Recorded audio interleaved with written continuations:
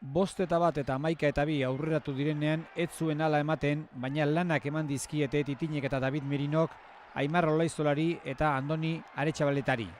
Partida zeran azegartzekoek hankapean ibili dituzte errioxarrak, baina Titin eta Merino etxitzen ez duten horietakoak dira eta aldea murriztu eginda, 11 eta 15.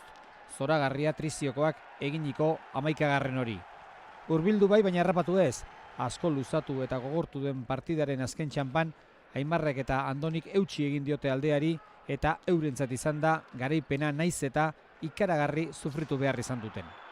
Asko gatu dalako partidu, entreke pelotak adatu eta ureraten da ez da izan zindan jokoan enden porie, baina tensinik galdu relajau edo ez da izan garen, da gero ezin barriro martxi hartu.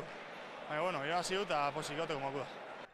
Azkenean 7 pilotakadatik gora jo ondoren 80 minutuan, Olaizolak eta Aretxabaletako 22 Titinek eta Merino bigarrenak, 17.